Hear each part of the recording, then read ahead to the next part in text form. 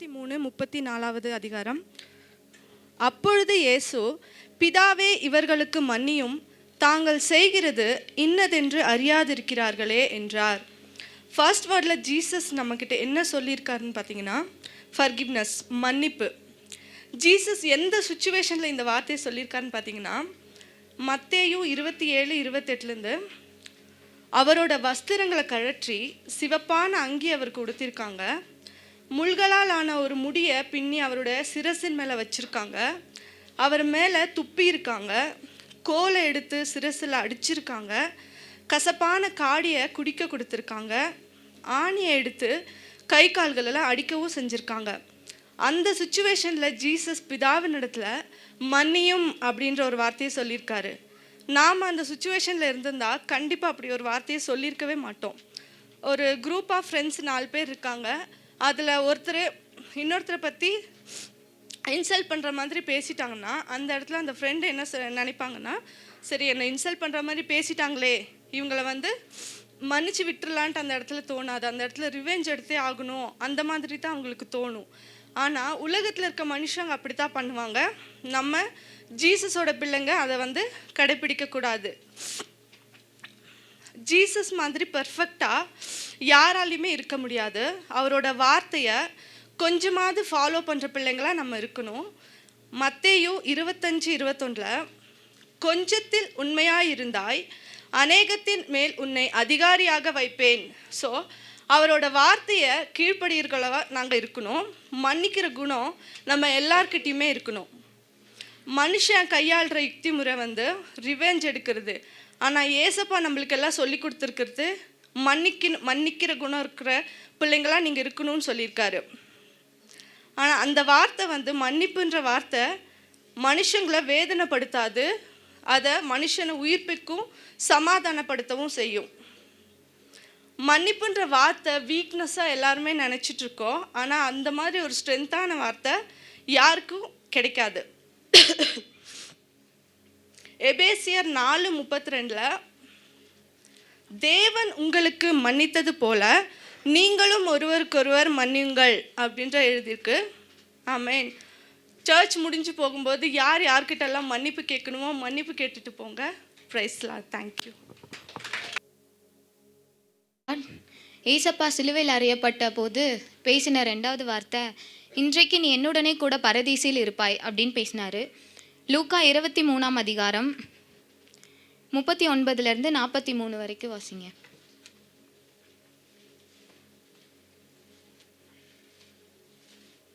லூக்கா 23 அதிகாரம் 39-43 வரைக்கும்.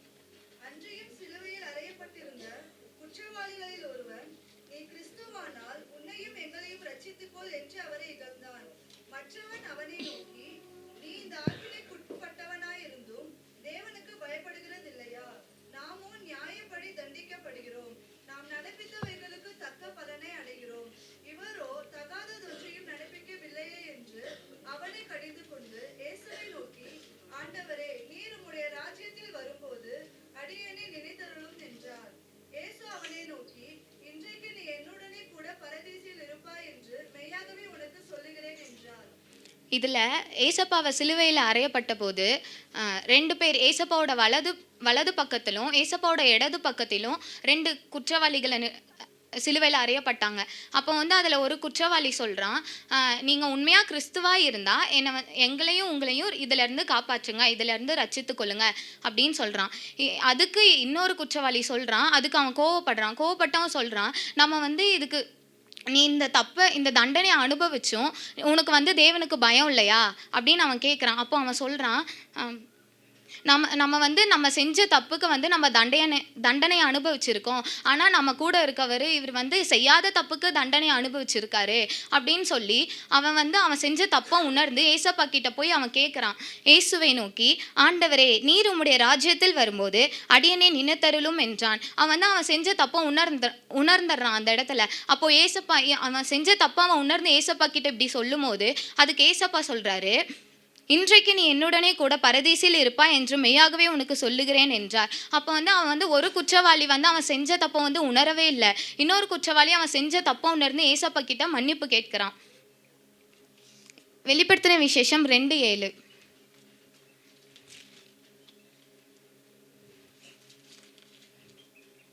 ஆவியானவர் சபைகளுக்கு சொல்லுகிறதை காதுள்ளவன் கேட்க கடவன். ஜெயம் கொள்ளுகிறவன் எவனோ அவனுக்கு தேவனுடைய பரதீசின் மத்தியில் இருக்கிற ஜீவ விருட்சத்தின் கனியை புசிக்க கொடுப்பேன் என்று எழுது. நான் வந்து இதை இங்கிலீஷில் வாசிக்கிறேன். He who has an ear, let him hear what the Spirit says to the churches. To him who overcomes, I will give the right to eat from the tree of life, which is in the paradise of God. Paradiseனா பரதீசியா. பரதீசி அப்படின்னா என்ன? புரியல. Okay, வேற யாராவது? தோட்டம். பரதீசி அப்படின்றது வந்து ஒரு தோட்டம். இதில் வந்து இங்கிலீஷில் வந்து பாரடைஸ்ன்னு சொல்கிறாங்க. ஹீப்ரு வேர்ட்ஸில் வந்து இது வந்து பாரடியோஸ் அப்படின்னு சொல்கிறாங்க. தோட்டத்தில் என்னென்ன இருக்கும்? தோட்டம் எப்படி இருக்கும்? தோட்டம் வந்து எல்லாமே இருக்கும், ஒரு குறைவே இருக்காது, ஒரு செழிப்பு இருக்கும், அங்கே வந்து ஆரோக்கியம் இருக்கும், அங்கே வந்து வனாந்தரம் இருக்காது, நமக்கு வேண்டியது எல்லாமே அங்கே கிடைக்கும். அதுதான் தோட்டம். அதே தான் பரதீசி. பரதீசினா ஒரு தோட்டம். அந்த தோட்டத்தில் வந்து எல்லாமே கிடைக்கும், ஒரு குறைவும் இல்லாமல் எல்லாமே கிடைக்கும், ஒரு செழிப்பு, நமக்கு வேண்டியது எல்லாமே அங்கே கிடைக்கும். இதில் வந்து ஒரு எக்ஸாம்பிள் சொல்கிறேன். ஆதியாகமம் 2:16-17.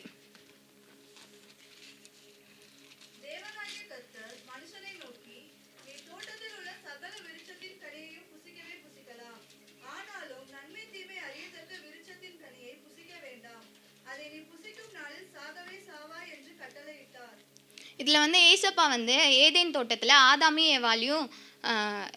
ஆதாமி ஏவாளுக்கும் ஏதேன் தோட்டத்தை கொடுத்த போது அவர் வந்து 2 கனியை வச்சார். ஒன்று வந்து நன்மை தீமை அறியத்தக்க கனி, இன்னொன்று வந்து ஜீவ விருட்ச கனி. இதில் வந்து எது ஏசப்பா புசிக்கலான்னு சொன்னார், எது புசிக்க கூடாதுன்னு சொன்னார்? நன்மை தீமை அறியத்தக்க கனி வந்து புசிக்க கூடாதுன்னு சொன்னார், ஜீவ விருட்சத்தின் கனி வந்து புசிக்கலான்னு சொன்னார். ஆதியாகமம் 3:22-23. பின்பு தேவனாகிய கர்த்தர், இதோ மனுஷன் நன்மை தீமை அறியத்தக்கவனாய் நம்மில் ஒருவரைப் போல் ஆனான். இப்பொழுதும் அவன் தன் கையை நீட்டி ஜீவ விருட்சத்தின் கனியையும் பறித்து புசித்து என்றென்றைக்கும் உயிரோடு இராதபடிக்கு செய்ய வேண்டும் என்று அவன் எடுக்கப்பட்ட மண்ணை பண்படுத்த தேவனாகிய கர்த்தர் அவனை ஏதேன் தோட்டத்திலிருந்து அனுப்பிவிட்டார். இதில் வந்து ஏசப்பா வந்து அந்த ஆதாமியும் ஏவாளையும் அந்த ஏதேன் தோட்டத்தில் வச்சபோது 2 கனியை வந்து ஒன்று புசிக்கணும், ஒன்று புசிக்கக்கூடாதுன்னு சொன்னார். ஆனால் இவங்க என்ன பண்ணாங்க, ஜீவ விருட்சத்தின் கனியை புசிக்காமல் ஏசப்பா எது புசிக்கக்கூடாதுன்னு சொன்னாரோ அந்த கனியை வந்து அவங்க புசிச்சிருக்காங்க.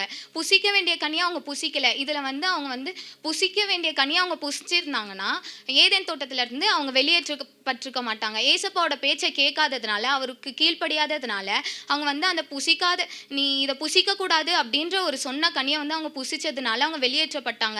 ஆனால் ஏசப்பா சொன்ன ஜீவ விருட்சத்தின் கனியை வந்து நீ புசிச்சிருந்தா நீ இந்த தோட்டத்தில் ஒரு நித்திய வாழ்வை வந்து அடைஞ்சிருக்கலாம். அந்த தோட்டத்தில் இதே தான் இந்த கல்லனும். இவன் வந்து என்ன பண்ணா தப்பு, இவங்க வந்து ஏதேன் தோட்டத்தில் வந்து இவங்க வந்து தப்பு உணரல. ஏசப்பா அப்பவும் நீங்கள் இந்த தப்பு செஞ்சுட்டீங்க அப்படின்னு அவங்க சொல்லும் போதும் அவங்க வந்து அந்த தப்பை உணர்ந்து ஏசப்பா கிட்ட மன்னிப்பு கேட்கவே இல்லை. அவங்க ஒரு நிமிஷம் அவங்க தப்பு செஞ்சதை உணர்ந்து அவங்க மன்னிப்பு கேட்டிருந்தாங்கன்னா ஒரு ஜீவ விருட்சத்தின் கனி, அவங்க ஒரு நித்திய வாழ்வுக்குள்ள போயிருப்பாங்க, அந்த ஏதேன் தோட்டத்தில் வந்து சந்தோஷமா இருந்திருப்பாங்க. ஆனால் இவங்க வந்து மன்னிப்பு கேட்கல. இதே தான் இந்த கல்லனும். ஏசப்பா கூட இருந்த 2 கல்லனும் அப்படிதான் பண்ணாங்க. ஒருத்தன் வந்து தப்பு செஞ்சதை வந்து உணராம மன்னிப்பு கேட்கவே இல்லை, இன்னொருத்தன் வந்து தப்பு செஞ்சதுக்கு மன்னிப்பு கேட்டு ஏசப்பா கூட பரதீசில் ஒரு தோட்டத்தில் வந்து அவன் வந்து போயிட்டான். நீதிமொழிகள் 13:12.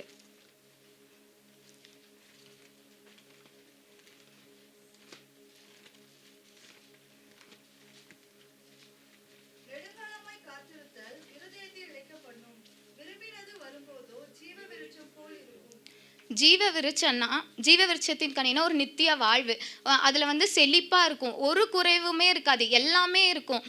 ஒரு தோட்டத்தில் நம்ம எப்படி எல்லாமே இருக்குமோ அதே மாதிரி ஜீவ விருட்சம் நம்ம வாழ்க்கையிலும் ஏசப்பாக்கு கீழ்ப்படிந்து நம்ம இப்போ தப்பே செஞ்சிருந்தாலும் அதை உணர்ந்து அவர்கிட்ட மன்னிப்பு கேட்டு நம்ம அவர் கூட இருக்கும்போது நமக்கு ஒரு நித்திய வாழ்வு கிடைக்கும். மத்தேயு 27:38-47 வரைக்கும்.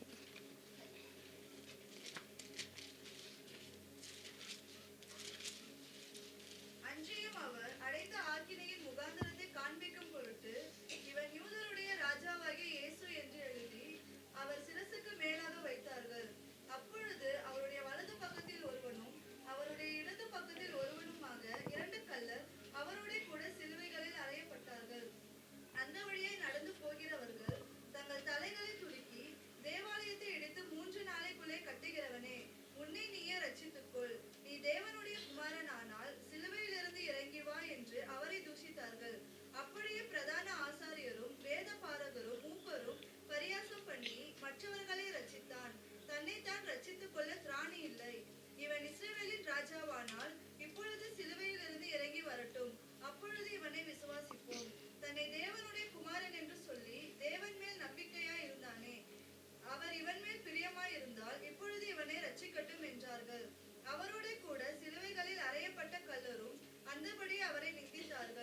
இதில் போதும்.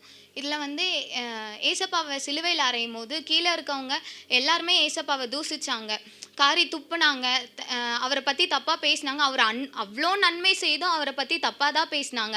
ஈவன் அவங்க வந்து ஏசப்பாவை அறிஞ்சும் ஏசப்பா கிட்ட இருந்து அற்புதம் வாங்கியும் அவங்க தப்பாக தான் பேசினாங்க. அங்கே இருக்க பரிசேயர் சதுசேயர் எல்லாருமே அப்படி தான் பேசினாங்க. கீழே இருக்கவங்களும் பேசினாங்க. அதே மாதிரி தான் அந்த கள்ளரும் ஏசப்பாவை பார்த்து ஒரு மாதிரி இகழ்ந்து பேசுகிறான். நீங்கள் கிறிஸ்துவா இருந்தால் எங்களை இங்கேருந்து ரட்சித்து கொள்ளுங்க அப்படின்னு அவன் பேசுகிறான். ஏசப்பாவை நம்ம சில நேரத்தில் நம்மளும் அப்படி தான் இருப்போம். ஏசப்பா நமக்கு நன்மை செஞ்சுருப்பாரு, அற்புதமும் செஞ்சுருப்பாரு. ஆனால் அந்த இடத்துல மட்டும் நம்ம ஏசப்பா கிட்ட வந்து போய் ப்ரேயர் பண்ணி எனக்கு அற்புதம் கிடைச்சிருச்சு அப்படின்னு சொல்லுவோம். ஆனால் அற்புதம் கிடைச்சதுக்கு அப்புறம் வந்து ஏசப்பாவை நம்ம வந்து இப்போ நம்ம ப்ரேயர் பண்ணது ஒன்று கிடைக்கல அப்படின்னா ஏசப்பாவை நம்ம ஒரு மாதிரி பேசுவோம். இவர் கடவுளே இல்லை, இவர் வந்து எதுவுமே நமக்காக பண்ண மாட்டாரா, அவர் நமக்காக பண்ணதுன்னு நினைக்காம ஒரு விஷயம் நமக்கு தாமதம் ஆனாலும் அங்கே வந்து நம்ம வந்து ஏசப்பாவை திட்டுறோம். அதே மாதிரி தான் இவங்களும் அவ்வளோ நன்மை பெற்றும் இவங்க ஏசப்பாவை நிந்தித்தாங்க, அவங்கள தூஷணப்படுத்தினாங்க ஏசப்பாவை. இதே போல தான் நம்ம வந்து எந்த இடத்துலையும் ஏசப்பாவை தூஷணமாக பேசாதபடி பொறுமையாக காத்திருந்து நமக்கு வேண்டியது எதுவோ அதை வந்து நம்ம பொறுமையாக காத்திருந்து வாங்கணும். அந்த கள்ளன் வந்து ஒருத்தன் வந்து தப்பாக உணராததுனால அவன் பரதீசில் அந்த இடத்த ஏசப்பா கூட இருக்கிற பிளேஸை வந்து அவன் இழந்துட்டான். ஆனால் இவன் வந்து தப்பு உணர்ந்த வந்து ஏசப்பா கூட இருக்க பிளேஸை வந்து அவன் வந்து ஏசப்பா கூடயே போயிட்டான். அப்போ வந்து அவன் ஒரு தப்பு நம்மளும் ஏதாவது தப்பு செஞ்சிருந்தோன்னா கடைசி நிமிஷத்தில் கூட ஒரு தப்பை உணர்ந்து ஏசப்பா கிட்ட மன்னிப்பு கேட்டு அவரோடு கூட நம்ம பரதீசில் இருப்போம். இவனும் அப்படிதான். அவன் கடைசி நிமிஷத்தில் நான் செத்துருவோம் அப்படின்னு அவனுக்கு தெரியும். ஆனாலும் அவன் வந்து மன்னிப்பு கேட்டது ஏசப்பா சொல்றாரு, இன்றைக்கு நீ என்னுடனே கூட பரதீசில் இருப்பாய் அப்படின்னு சொல்றாரு. அதே போல தான் நம்மளும் நம்ம செஞ்ச தப்பை உணர்ந்து ஏசப்பா கிட்ட மன்னிப்பு கேட்டோம்னா நம்மக்கிட்டே ஏசப்பா அப்படிதான் சொல்வார், இன்றைக்கு நீ என்னுடனே கூட பரதீசில் இருப்பாய் அப்படின்னு சொல்வார். ஆமென். பரிசுத்த நாமத்துக்கு ஸ்தோத்திரம். சிலுவையில் ஏசப்பா வந்து மூன்றாவது பேசின வார்த்தை என்னன்னாக்கா யோவான் 19:25. ஒருத்தர் யாராச்சும் வாசிங்க.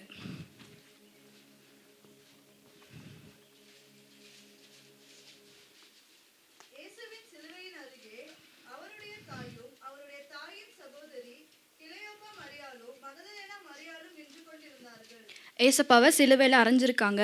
அந்த இடத்துல வந்து அவங்களுடைய தாயாகிய மரியாளும் மரியாளுடைய சகோதரியாகிய கிளையோப்பா மரியாளும் மகதலேனா மரியாளும் வந்து இருக்காங்க. அடுத்த 26வது வசனம் வாசிங்க.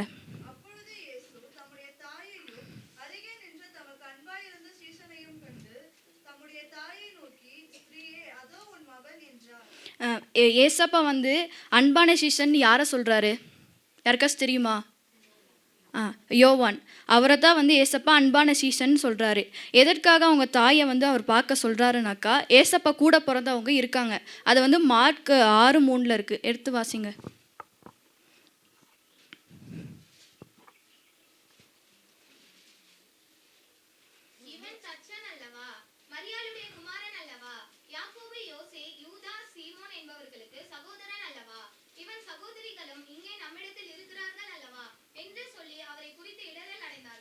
அப்போ ஏசப்பா கூட பிறந்தவங்க 4 சகோதரர்கள் இருக்காங்க.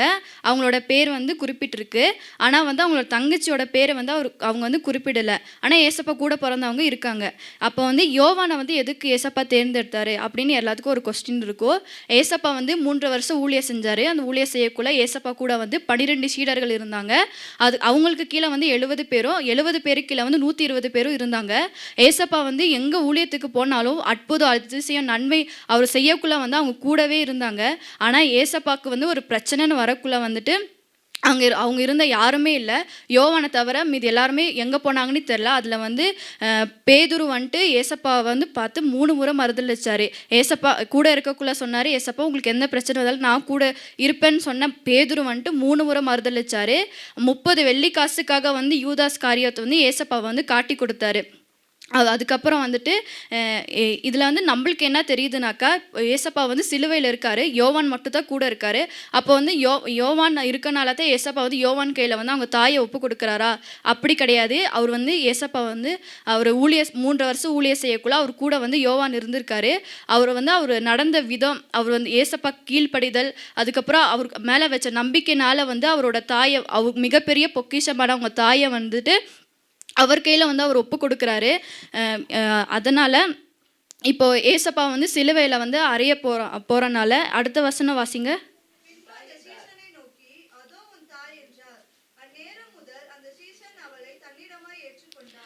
ஏசப்பா சொன்ன அந்த வார்த்தை சொன்ன அடுத்த நிமிஷமே வந்து அவர் அந்த கீழ்ப்படிதலோட வந்து அவங்க தாயா வந்து அவர் ஏற்றுக்கொள்கிறாரு. ஆனால் அவர் சிலுவையில் பக்கத்தில் நின்றுட்டு இருக்கக்குள்ள அவங்க சுற்றி கீழே கொல்கத்தா மலை கீழே நின்றுட்டு இருந்தவங்க, அதுக்கப்புறம் வந்து சிலுவை பக்கத்தில் போர் சேவகர்கள், அப்புறம் சதுசேயர்கள் பரிசேயர்கள்லாம் வந்து யோவானை பார்த்து சொல்லியிருக்கலாம், நீ எதுக்கு நின்றுருக்க, உனக்கும் இதே நிலமைன்னு சொல்லியிருக்கலாம், கீழே இருந்தவங்க நீ வந்துரு, எதுக்காக நீ இந்த பிரச்சனையெல்லாம் போயிட்டுருக்கன்னு பார்த்து அவங்க சொல்லியிருக்கலாம். ஆனால் யோவான் வந்துட்டு அந்த இடத்துல வந்துட்டு ஏசப்பா மேலே வச்ச அன்புனாலையும் அதனால் அவருக்கு தைரியம் அந்த துணிச்சலோடு வந்து அந்த இடத்துல நின்று கீழ்ப்படிந்து அந்த இடத்துல சிலுவையில் முடிகிற வரைக்குமே அவர் கூட இருந்தார். இதுலேருந்து நம்மளுக்கு என்ன தெரியுதுனாக்கா, யோவான் வந்து நானும் நீங்களும் தான், இயேசுன்றவர் வந்து நம்மளோட மேய்ப்பர். வந்து இப்போ நம்ம சபையில் வந்து ஒரு ஊழியம் கொடுத்துருக்காங்கன்னா அந்த ஊழியத்தில் வந்து நம்ம பொறுப்பாக நடந்துக்கணும். பொறுப்புனாக்கா இப்போ பாஸ்டர் நம்மளுக்கு ஒரு வேலையை கொடுத்துருக்காருன்னா அதில் வந்து நம்ம வந்து கீழ்ப்படிஞ்சு அதில் வந்து நம்ம அந்த வேலையை செய்யணும். அதுக்கப்புறம் அதனால் அப்போ தான் நம்மளுக்கு வந்து அடுத்த ஒரு பொறுப்பு, மிகப்பெரிய பொறுப்பை வந்து நம்மளுக்கு தருவார். நம்ம மேலே அவருக்கு நம்பிக்கை வரணும் ஃபஸ்ட்டு, அதுக்காக நம்ம வந்து வரணும். அதே மாதிரி நிறைய பேர் வந்து என்ன பண்ணக்கூடாதுனாக்கா, இப்போ நம்ம சபையில் நம்ம ஒரு வேலை செஞ்சோன்னாக்கா அந்த வேலைக்காக ஏசப்பா நம்மளுக்கு ஏதாச்சும் தருவார் அந்த எண்ணத்தில் வந்து நம்ம வந்து செய்யக்கூடாது வேலையை. நம்மளுக்கு வந்து நம்ம அன்போடு நம்ம வந்து சபையில் ஒவ்வொரு வேலையும் நம்ம செய்யணும். அதுக்கான பலனை ஏசப்பா நம்மளுக்கு கண்டிப்பாக தருவார். 1 கொரிந்தியர் 10:12.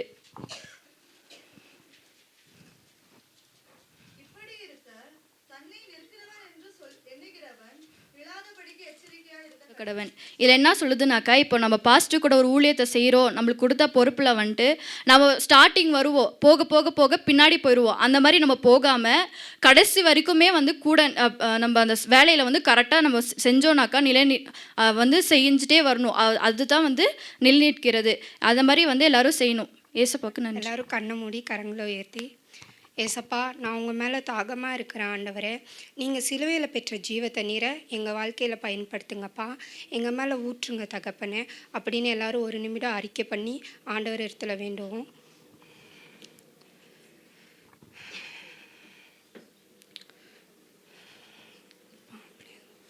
ஸ்தோத்திரம்.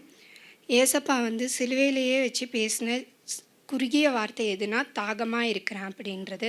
தாகமாக இருக்கிறேன் அப்படின்ற வார்த்தைக்கான அர்த்தம் வந்து தவிப்பாக இருக்கிறேன்ற அர்த்தம். கிரேக்க மொழியில் தாகமாக இருக்கிறேன் அப்படின்றதுக்கு டிப்ஸோ அப்படின்ற அர்த்தம். டிப்ஸோ என்ற அர்த்தத்துக்கு வந்து சரீர பிரகாரமாக நான் ரொம்ப தாகமாக இருக்கிறேன் அப்படின்னு அர்த்தம். எபிரேய மொழியில் தாகமாக இருக்கிறேன்றதுக்கு சாமே என்ற அர்த்தம். சாமே என்பதற்கு ஆத்ம பிரகாரமாக நான் ரொம்ப தாகமாக இருக்கிறேன்னு அர்த்தம். ஏசப்பா 3 விதமான தாகங்களை கொண்டிருந்தார். சரீர தாகம், ஆத்ம தாகம், ஆத்மங்களுக்கான தாகம். ஏசப்பா வந்து எல்லாவற்றையும் செய்து முடித்த பிறகு தான் சிலுவையில் நான் தாகமாக இருக்கிறேன் அப்படின்னாரு. அந்த நிலைமையில் கூட அவருக்கு தண்ணி கொடுக்கறதுக்கு யாருமே இல்லை. அப்போ அவருக்கு கசப்பான ஒரு தண்ணியை தான் கொடுத்தாங்க, ஈசோப்பு தண்ணியை கொடுத்தாங்க. கிரேக்கர்கள், யூதர்கள் வந்து ஈசோப்பு தண்ணியை எதுக்கு யூஸ் பண்ணுவாங்கன்னா, காயப்பட்டவங்களோட உடலை வந்து மறுக்க பண்ணுறதுக்காக யூஸ் பண்ணுவாங்க. ஏசப்பா அந்த ஈசோப்பு தண்ணியை வந்து ருசித்து பார்த்தாரே தவிர அதை வந்து அவர் ஏற்கலை. ஏன்னா அவர் எவ்வளோ கசப்புகளை ஏற்கிறாரோ அதுக்கான மரணத்தை ருசி பார்த்தாரு. அந்த மரணத்தை ருசி பார்த்து அதோட டேஸ்ட்டை வந்து நம்ம லைஃப்பில் வந்து செயல்படுத்தணுன்றதுக்காக அந்த ஈசோப்பு தண்ணியை கூட அவர் வெறுத்தார். யோவான் 19:28-29. அதற்கு பின்பு எல்லாம் முடிந்தது என்று இயேசு அறிந்து தேவ வாக்கியம் நிறைவேறத்தக்க தாகமாயிருக்கிறேன் என்றார். காடி நிறைந்த பாத்திரம் அங்கே வைக்கப்பட்டிருந்தது. அவர்கள் கடற்காரனை காடியிலே தோய்த்து ஈசோப்பு தண்டில் மாட்டி அவர் வாயினிடத்தில் நீட்டினார்கள். அப்போ ஏசப்பா ரொம்ப நொறுக்கப்பட்டு அவரால் தாங்க முடியாத நிலைமையில் கடைசி நேரத்தில் பிதாவின் இடத்துல தன்னுடைய ஆத்மாவை ஒப்பு கொடுக்குற நேரத்தில் தாகமாக இருக்கிற அப்படின்னாரு. அப்போ கூட அவருக்கு கசப்பான தண்ணி தான் கிடச்சிச்சு. இதே மனிதர்களான நம்ம அடிக்கப்படுற நேரத்தில் கசப்பான தண்ணி கிடச்சிருந்தா அந்த இடத்துல சொல்லியிருப்போம், அவர் எல்லாவற்றுக்கும் ராஜாவாக இருந்தார், அவர் நினச்சிருந்தா அவரோட உயிரை அவர் காப்பாற்றிருக்கலாம். ஆனால் நமக்காக, நம்மளுடைய பாடுகளுக்காக எல்லாவற்றையும் ஏற்றுக்கொண்டார்.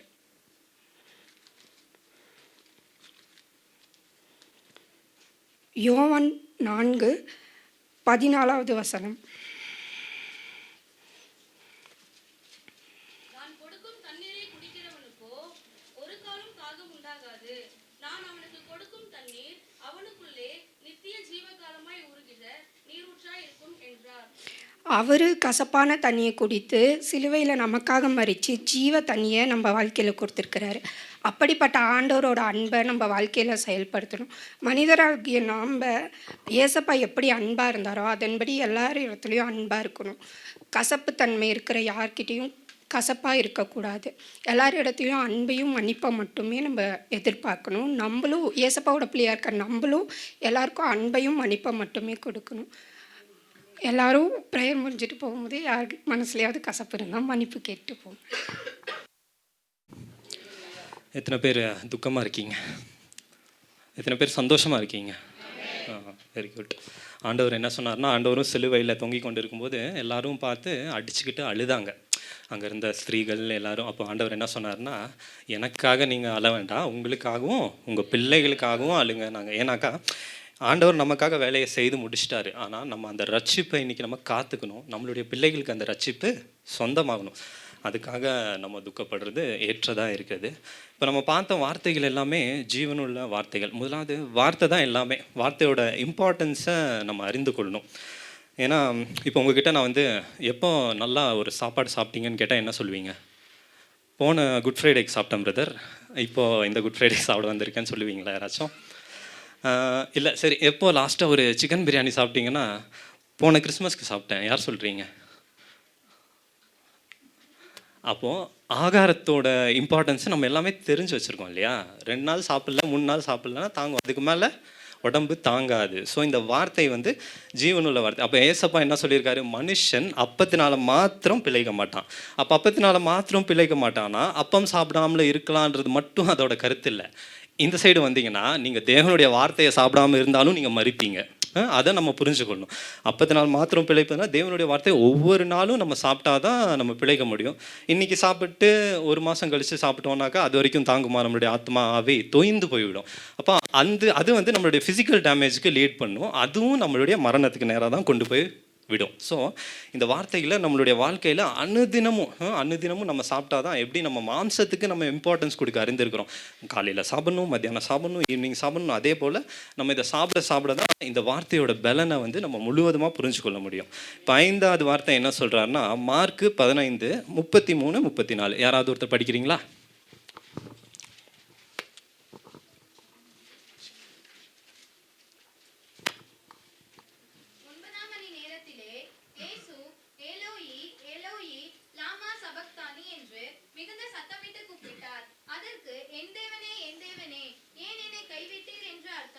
ஆமென்.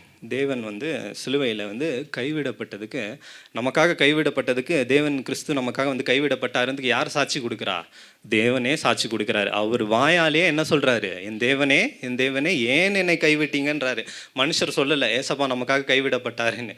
வேற யாரும் தூதர்கள் சொல்லல, ஏசப்பாவே சொல்கிறாரு சிலுவையில், என் தேவனே ஏன் என்னை கைவிட்டீரன். ஏன்னா நமக்கு முன்னாடி நிறைய ஜென்ரேஷன்ஸ் இருந்திருக்கும். யாராவது பாவமே செய்யாமல் இருந்திருப்பாங்களா? இல்லை. இதுக்கு மேலே நிறைய ஜென்ரேஷன்ஸ் பிறக்க போகிறாங்க.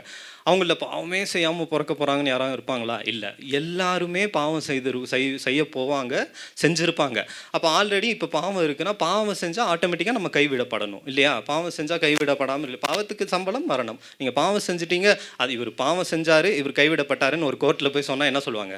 This is the law, this is the rule. பாவம் செஞ்சார், கைவிட்டாங்க. யாருமே மறுத்து பேசுவாங்களா? இல்லை, பாவம் செஞ்சாலும் இவர் கைவிடப்படக்கூடாது. அதுக்கு தான் தேவன் நமக்காக ஒரு வித்தியாசமான பிரமாணத்தை உண்டு பண்ணினார். ஸோ இவங்க எல்லாம் பாவம் செஞ்சாங்க, இவங்க கைவிடப்பட வேண்டும். அப்போ இவங்க எல்லாத்தையும் காப்பாற்ற பண்ணணும்னா என்ன பண்ணணும்? பாவம் செய்யாத ஒருவர் கைவிடப்படணும். அவர் பிறந்ததுலேருந்து பாவமே செய்யலையாமா, பாவத்தையே அவர் அறியலையாமா, நன்மை செய்கிறவராகவே சுற்றி திருந்திருக்கிறாரு. அப்போ அவர் இப்போ ஒரு ஆடை அடிக்கிறது போல தான். எதுக்கு அந்த ஆடு அடிக்கப்படுது, இன்றைக்கி எதுக்கு அது மறிக்க போகுதுன்னு அந்த ஆட்டுக்கே தெரியாது. அது போல் தேவன் ஃபுல்லாக நன்மை செய்தார். யோசிங்க, இப்போ ஏசப்பாவோட ஊழியத்தை, அந்த பரிமாணத்தை 2 விதமாக நம்ம பார்க்கலாம். இந்த சைடு பார்த்தீங்கன்னா நீங்கள் கற்பனை பண்ணி பாருங்கள், தண்ணீரை திராட்சை ரசமாக மாற்றுறாரு. எவ்வளோ ஒரு பெரிய மிராக்கள். மரித்தவங்கள எழுப்புறாரு. இப்போ தேவன் தான் தேவன்னு நிரூபிக்கணும்னா வானத்திலேருந்து ஒரு தூதர் கூட்டத்தை வாங்க, இங்கேருந்து ஒரு பிசாசு கூட்டத்தை வாங்க அப்படின்ட்டு ஒரு மின்னலை எழுப்பி அவர் அழிச்சிருந்தால் அவர் தேவன் என்று நிரூபிக்கலாம். ஆனால் அவர் அதை பண்ணல. தேவன் என்று நிரூபிக்கிறதுக்காக அவர் பூலோகத்துக்கு மாம்சம் கோலம் எடுக்கலை. அவர் கைவிடப்பட்டது நமக்காக. நம்ம மாம்சத்தில் எல்லாரும் இருக்கு இல்லையா, நம்ம சேவ் பண்ணுன்றதுக்காக அவர் மாம்சத்தில் கைவிடப்பட்டார். அப்போ இந்த ஒரு ஒரு பக்கத்தில் வந்து மரித்தவரை வந்து எழுப்புறாரு. லாசரோலாம் பார்த்தீங்கன்னா 3 நாள் கழித்து வந்து எழுப்புறாரு. செத்துட்டாரு, எல்லாம் முடிஞ்சுன்னு எல்லாம் வீட்டுக்கே போயிட்டு இருப்பாங்க. 3ஆவது நாள் வராரு, அதிசயமாக வந்து இல்லை திறக்கிறாரு, கல்லறையை திறக்க சொல்கிறாங்க. பார்த்தாக்கா உயிரோடு எழுப்புறாரு, சுகப்படுத்துறாரு, காற்றுக்கும் கடலுக்கும் அதிகாரம் கொடுக்குறாரு. இவர் எப்பேற்பட்டவர் இவர்? காற்றும் கடலும் இவருக்கு கீழ்ப்படிதுன்னா அது எவ்வளோ மிராக்கலான இந்த மனுஷன் இருக்க முடியும்? யோசிச்சு பாருங்க. அவர் தேவனா திடீர்னு ஒரு தூதனா இந்த உலகத்தில் தோன்றி இதெல்லாம் பண்ணல. மனுஷனா மாம்சமா ஒரு கண்ணின் வயிற்றில் வந்து மாம்சத்தில் இதெல்லாம் பண்ணணும். அப்போ அதோட நோக்கம் என்ன? உங்களாலையும் நம்மளாலையும் அது அவரை ஃபாலோ பண்ணனா நம்ம அந்த வல்லமைக்குள்ளே நம்ம எடுத்துக்கொள்ள போக முடியும். தாராளமாக நம்மளாலையும் இந்த காரியங்களை செய்ய முடியும். அப்போ அப்படியே அந்த சீனரே கல்வாரிக்கு எடுத்துகிட்டு வாங்க. இப்போ இங்கே எப்படின்னாக்கனா முள்முடி ஏந்திருக்காரு, நிர்வாணப்படுத்தப்பட்டிருக்கிறாங்க, தூஷிக்கிறாங்க, கண்டபடி தூஷிக்கிறாங்க. அநேகரை ரட்சித்தாரு, ஆனால் இவரால் ரட்சிக்க முடியலன்றாங்க, கண்டபடி அவமானப்படுத்துகிறாங்க, இரக்கமற்ற முறையில் ஏசப்பாவை வந்து அடிக்கிறாங்க. ரெண்டு விதத்தில், இந்த சைடில் மகிமையாக மிராக்கிள்ஸை நடத்துகிறாரு, இந்த சைடு வந்து அற்புதங்களை செய்கிறாரு, மரித்தவங்களை எழுப்புறாரு. இந்த சைடு சிலுவையில் அவமானப்படுறாரு, கண்ணீர் விடுறாரு, முள்முடி இருக்காரு, நிர்வாணப்படுத்தாரு. ஆனால் 2 இடத்துலையும் ஆண்டவர் ஒரே ஒரு விஷயத்தை தான் ப்ரையாரிட்டியாக வைக்கிறாரு. அங்கேயும் அவர் கையில் அதிகாரம் இருக்குன்றதுக்காக தேவ சித்தத்தை விட்டு அவர் விலகலை. இங்கே கல்வாரியிலையும் அவர் கையில் அதிகாரம் இருந்துச்சு. ஒரே நிமிஷம் தான். சிலுவையை உடைக்கிறதுக்கு எவ்வளோ நிமிடம் அவர்னால முடியும்? ஏன்னா ஆண்டவர் அநேக மரணத்திலேருந்து ஒருத்தர் எழுப்புறாரு, சிலுவையை உடைக்க முடியாதா? அவர் கையில் இருக்க காயங்களை டக்குன்னு ஆற்ற முடியாதா? ஆனால் ஏன்? அவர் தேவ சித்தத்தை இறுதி வரை அறிந்தவராக இருந்தார். சிலுவையில் கடைசியில் தொங்கும்போது கூட, இப்போ நம்ம ஒவ்வொரு வார்த்தையும் வாசித்தோம் இல்லையா? இப்போ இன்றைக்கி நமக்கு கொஞ்சம் வியாதி வந்துருச்சு, நமக்கு திடீர்னு ஊழியத்தில் நமக்கு ஒரு இருள் நம்மளை மூடிடுச்சு, வியாதி வந்துருச்சு, இல்லை துக்கப்பட்டுறோம், வாழ்க்கையில் ஒரு பிரச்சனை வந்துருச்சு, இல்லை இப்போ என்னால் தேவ சித்தத்தை செய்ய முடியாது, ஏன்னா நான் ரொம்ப வீக்காக இருக்கேன் அப்படின்ற ஒரு மனநிலைக்குள்ளே போயிடுறோம். ஆனால் ஏசப்பா நமக்கு என்ன சொல்லி தருக்காருன்னா, சிலுவையில் தொங்கிட்டு இருக்காரு. அவர் எப்படி நன்மை செய்கிறவராக சுற்றி திரிந்தப்போ அநேகரை ரச்சித்தாரோ, அதே மாதிரி சிலுவையில் தொங்கிட்டு இருக்கும்போது கூட இருந்த ஒருத்தனை ரச்சிட்டாரு. அங்கே ஒரு ஆத்மா ஆதாயத்தம் பண்ணிட்டாரு. அப்புறம் சிலுவையில் இருக்க முன்னாடி தூஷிக்கிறாங்க, கண்டபடி இன்சல்ட் பண்ணுறாங்க, அவங்களுக்காக வேண்டுறாரு, பிதாவே இவர்கள் செய்வது அறியாததான் செய்கிறாங்க அப்படின்னு மன்னிக்கிறாரு. எங்கே? ஜாலியாக சீட் மேலே உட்காந்துட்டு, பிதாவே இவர்களை மன்னிங்கன்னு ஜெபம் பண்ணல. சிலுவையில் ரத்தம் சொட்ட சொட்ட சொட்ட தொங்கிட்டு இருக்கும்போது மற்றவர்களுக்காக ஜபம் பண்ணுகிறார். அப்போ இது எப்பேற்பட்ட ஊழியம் தேவன் நமக்கு சொல்லி கொடுத்துருக்காருன்னு பாருங்கள். இன்றைக்கி உங்கள் வாழ்க்கையில் திடீர்னு உங்கள் ஊழியத்தில் நீங்கள் நல்லா போயிட்டுருக்கும்போது திடீர்னு ஒரு சில இடத்துல கைவிடப்பட்டது மாதிரி இருக்கும். திடீர்னு உங்களுடைய ஆரோக்கியத்தில் ஹெல்த்தில் கைவிடப்பட்டது மாதிரி இருக்கும். அப்போ நிறைய பேர் ஏசப்பாவை தூஷித்த மாதிரி தான் உங்களையும் தூஷிப்பாங்க. அநேகரை ரசித்தாங்களே, இவங்களுடைய வாழ்க்கையில் என்ன இப்படி, அநேகருக்காக ஊழியம் பண்ணால அந்த மாதிரி சொல்லுவாங்க. உங்களுடைய ஃபினான்ஷியல் ஸ்டேட்டஸில் பண தேவையில் கைவிடப்படுவீங்க. அப்புறம் உங்களுடைய சுகத்தில், சூழ்நிலையில் பக்கத்தில் இருக்கவங்க அநேகர் வந்து உங்களை தூஷிப்பாங்க. அப்போ நீங்கள் என்ன புரிஞ்சுக்கணுன்னா, நான் நன்மை செய்தேன், ஆண்டவருக்காக வாழ்ந்தேன், இப்போ இந்த நேரத்தில் கைவிடப்படுறேன், எனக்கு ஒரு சோதனை வருதுன்னா உயிர்த்தெழுதலின் வல்லமை அதுக்கு பின்னாடி ஒளிஞ்சிட்டு இருக்குன்னு நீங்கள் நினைக்கணும். சரிங்களா? ஆமென், ஹல்லேலூயா. எந்த விதத்தில் நீங்கள் கைவிடப்பட்டாலும், உங்களுடைய ஃபினான்ஷியலில் கைவிடப்படுறீங்களா, உங்களுடைய ஆரோக்கியத்தில் கைவிடப்படுறீங்களா, இல்லை குடும்ப வாழ்க்கையில் ஒவ்வொரு இடத்துல எந்தெந்த இடத்துல கைவிடப்பட்டாலும் ஏசப்பா கைவிடப்பட்டார், அதுக்கப்புறம் என்ன ஆச்சுன்றதை நீங்கள் யோசிச்சு பார்க்கணும். அந்த கைவிடுதல் பின்னாடி ஒரு பெரிய மகிமை, உயிர்த்தெழுதின் மகிமை. 2000 வருஷம் கழிச்சு இன்னைக்கு நம்ம உட்காந்து பேசிகிட்டு இருக்கோம். அவங்க அன்றைக்கி என்ன யோசிச்சிருப்பாங்க? அவ்வளோதான், ஜீசஸ் நோ மோர், இன்னைக்கு மனுஷன் அவுட்டு, இன்னைக்கு வந்து இவரை கொண்டுட்டோம், இவ்வளோதான், எல்லாம் முடிஞ்சுன்னு. 2000 இயர் ஆஃப்டர் 2000 இயர்ஸ் நம்ம உட்காந்து என்ன பண்ணிட்டு இருக்கோம்? அந்த வல்லமையை, உயிர்த்தெழுதலுடைய வல்லமையை பற்றி பேசிகிட்டு இருக்கோம். அப்போ நம்மளுடைய வாழ்க்கையில் நம்ம கைவிடப்பட்டப்படுற நிலைமையில் இருள் மூடும். நிறைய இடத்துல நம்மளை வந்து இருள் மூடும். அப்போ நீங்கள் என்ன பண்ணணும்? இது தேவ சித்தமாக இருந்தால் அதுக்கு நான் ஒப்பு கொடுக்குறேன். எப்படி ஆண்டவர் ஜெபம் பண்ணார்? இந்த பாத்திரம் என்னை விட்டு நீங்கள் கூடுமானால் நீங்கட்டும், இது வந்து என்னால் முடியல, தாங்க முடியல, நீங்கள் கூடுமானால் நீங்கட்டும், ஆகிலும் என்னுடைய சித்தத்தின்படி அல்ல உம்முடைய சித்தத்தின்படி நீங்கட்டும்னாரு. அப்போ எல்லா சூழ்நிலையிலையும் அவர் நல்லா இருந்த போது மட்டும் இல்லை, சிலுவையில் தொங்கி கொண்டு முள்முடி ஏந்தி தாங்கவே முடியாத பாரத்தில் என்ன சொல்கிறாரு? தேவ சித்தம். அப்போ அவர் கைவிடப்பட்டது வந்து ஏன் ஏசப்பா கைவிட்டாருன்னா, கைவிடப்படுவது தேவனுடைய பரிபூர்ண சித்தமாக இருந்தது. இப்போ அவர் கைவிடப்பட்டனால நான் பாவம் செஞ்சுருக்கேன், நீங்கள் பாவம் செஞ்சுருக்கீங்க, நம்ம கைவிடப்படணும், நம்ம தைரியமாக சொல்லலாம். இல்லை இல்லை இல்லை, ஆண்டவர் நமக்காக கைவிடப்பட்டார், ஸோ நான் கைவிடப்படுவதில்லை, எனக்காக அவர் வந்து ரட்சிப்பை கொடுத்துட்டாரு. ஸோ இந்த கோல் ஆஃப் திஸ் டே, இப்போ நம்ம என்ன தெரிஞ்சுக்கணுன்னா, கோல் ஆஃப் திஸ் டே இப்போ இதெல்லாம் எதுக்கு செஞ்சார்னா, நீங்களும் நானும் பரலோக ராஜ்யத்தை இன்றைக்கி சுதந்திரத்துக்கொள்ளணும். நம்மளுடைய வாழ்க்கை முடியும் போது, இன்றைக்கி நம்ம மறிச்சாலும் நம்மளுடைய எத்தனை நாட்கள் நமக்கு வச்சுருக்காரோ தெரியாது, அந்த எண்ட் ஆஃப் த டே வந்து நம்ம ராஜ்யத்துக்கு போகிறோமா? எதுக்கு தானே இவ்வளோ கஷ்டம்? சும்மா நம்ம அசால்ட்டாக ஏசப்பா வந்தார், சிலுவையில் தொங்குனார், மரித்தாருன்ட்டு அதை பேசிட்டு ஏசப்பாவை அறிந்து கொள்வது மூலமாக பரலோக ராஜ்யத்துக்கு போயிட முடியாது. அதை நம்மளுடைய லைஃப்பில் நம்ம இம்ப்ளிமெண்ட் பண்ணணும். அவர் நமக்கு கற்றுக் கொடுத்துருக்காரு. இப்போ ஒருத்தர் வந்து செஞ்சுரி அடிக்கிறாங்க. செஞ்சுரி அடிக்கிற வரைக்கும் யாராவது யோசிச்சு பார்த்துருப்பாங்களா செஞ்சுரி அடிக்க முடியும்னு? யாருக்கும் தெரியாது. 100 அடிக்க முடியும்னா முடியாது, 50 அடிக்கலாம், மேபி 40 அடிக்கலாம் அப்படின்னு யோசிச்சிருப்பாங்க. ஃபஸ்ட்டு பர்சன் ஒருத்தர் செஞ்சுரி அடித்த பிறகு அவர் ஒரு ரெக்கார்டை செட் பண்ணுறாரு. எல்லாத்துக்கும் பின்னாடி வரவங்கெல்லாம் செஞ்சுரி கிரிக்கெட் பர்சன் அடிப்பாங்க. அதே மாதிரி ஏசப்பா நமக்கு செட் பண்ணி வச்சுருக்காரு ஒரு கோலை. நீங்கள் கைவிடப்பட்டாலும் பரிசுத்தமாக வாழ்ந்தீங்கன்னா, தேவ சித்தத்தை நிறைவேற்றினீங்கன்னா நீங்கள் என்ன பண்ணலாம்? பரலோக ராஜ்யத்துக்கு போகலாம். ஆமென், ஆமென். அன்றைக்கி வந்து நம்ம என்ன எல்லாருமே வந்து ஆதியாகமத்தை வாசிக்கும்போது ஆதாமை குறித்து கொஞ்சம் என்னடா இவர் சாப்பிடவே வேணாம், தோட்டத்தில் உள்ள எல்லா கனிகளையும் நீங்கள் புசிக்கலாம், ஆனால் ஒரே ஒரு கனியை வந்து புசிக்கக்கூடாதுன்னு சொன்னாங்க. அவர் புசிச்சிட்டாரே, அதனால் நம்ம பாவத்துக்குள்ளே போய்ட்டோமே நம்ம யோசிப்போமானா? இன்றைக்கி சீனே வேறு. அதே ஆப்போசிட் சீன். இன்றைக்கி என்ன சொல்கிறாங்கன்னா, தோட்டத்தில் எல்லா கனிகளும் இருக்குது, அதெல்லாம் நீங்கள் புசிக்கக்கூடாது. ஜீவ கனி இயேசு கிறிஸ்து சிலுவையில் நமக்காக நடுவில் வச்சுருக்காங்க. இந்த கனியை மட்டும்தான் புசிக்கணும். அன்றைக்கி ஒரே ஒரு கனியை வந்து புசிக்க வேணாம்னு சொன்னாங்க, அதை வந்து புசிச்சிட்டாங்க. இன்றைக்கி ஒரே ஒரு கனியை மட்டும்தான் புசிக்கணும்னு சொல்கிறாங்க. அப்போ சத்துரு அன்றைக்கி என்ன சொன்னால், இல்லை இல்லை இல்லை அந்த கனியை நீங்கள் புசிச்சிங்கன்னா நன்மை தீமை தெரிஞ்சிடும், அதனால் உங்களுக்கு வந்து அவர் வேணான்னு சொல்லியிருப்பார். இன்றைக்கும் நம்மளை என்ன சொல்லுவான்? இல்லை இல்லை இல்லை இல்லை ஜீசஸை நீங்கள் புசிக்கக்கூடாது, இவரை வந்து நீங்கள் எடுத்துக்கொள்ளக்கூடாது, ஏன்னா இதை நீங்கள் வந்து புசிச்சிங்கன்னா நன்மை தீமை உங்களுக்கு தெரியாது. இன்றைக்கும் சத்ரு நம்மளை வஞ்சிப்போம். பட் ஸ்டில் நம்ம என்ன பண்ணணும்? அந்த ஜீவ அப்பம் நானேன்னு அவர் சொன்னார் இல்லையா, அந்த கனியை புசிச்சோன்னாக்கா ராஜ்யம் நம்மளுடையது. அந்த கோல் என்னன்னாக்கா பரலோக ராஜ்யம். அப்போ அவர் கைவிடப்பட்டது நமக்காக. இது அனுதினமும் நம்மளுடைய வாழ்க்கையில் வந்து நம்ம பிரயோஜனப்படுத்திக்கொள்ளணும். எதுக்காக பிரயோஜனப்படுத்திக்கொள்ளணும்? நம்ம கோல் வந்து டுவோர்ட்ஸ் ஹெவன். இந்த உலகத்துலேயும் மகிமை நமக்கு வைப்பார், பரலோகத்துலேயும் நமக்கு மகிமை இருப்பார். அதை நம்ம மனசில் வச்சுட்டு அதை நோக்கி ஓடுவோம். ஆமென், ஆமென்.